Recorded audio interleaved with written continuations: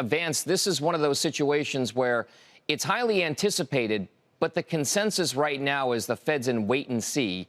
But are those inflationary pressures on the horizon still lingering enough for them to stay hyper vigilant on inflation? No, I don't think so. No, I think that they've done enough. I think the point now is that they go too far raising rates.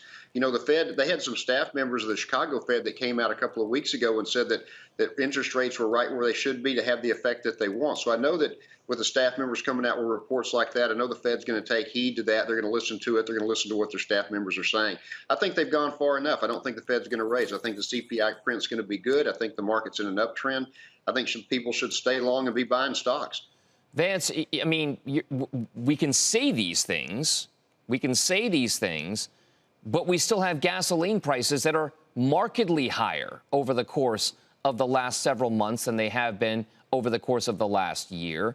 And we know that those consumer prices are very much affected by what happens with gasoline prices and consumer wallets especially. So is that American consumer going to be in trouble heading into the fall and certainly during the holiday shopping season? I don't think so. I don't think the gas prices are going up. We're watching it just like you are, Dom. But you look at what the Fed looks at. A lot of what they look at as far as interest rates goes is housing and housing costs. So that's one of the areas that's a little bit more important than gas and fuel prices. But yeah, fuel prices does affect everything. But as far as a trader, you know, go look at XLE and make some money off of it if energy's going up. But I don't think it's going to affect the consumer at all. There's too much cash on the sidelines. People are making good money. Too many people are employed. It's just a great, you know, the economy is doing fine. The market's in an uptrend.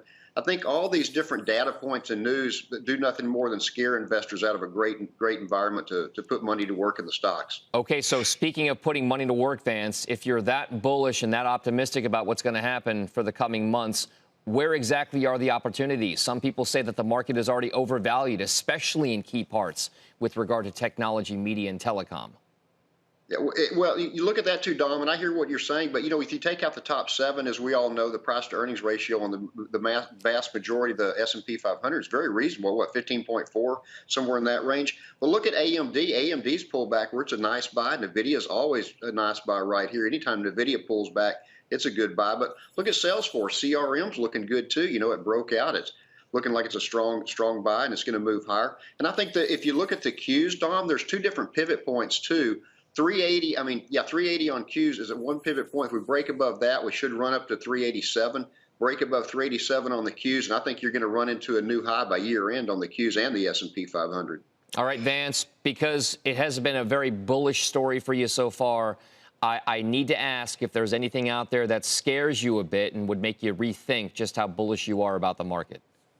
Oh, I think there's always things that bother you, things that we can't see or that we can't know. A pandemic or some war breaks out somewhere. That's something that can't be gamed or measured. So you just have to deal with it. But that's something that we can't know. But what we do know, Dom, is the trend's up. Don't fight the trend. The market's moving higher, and so participate in it.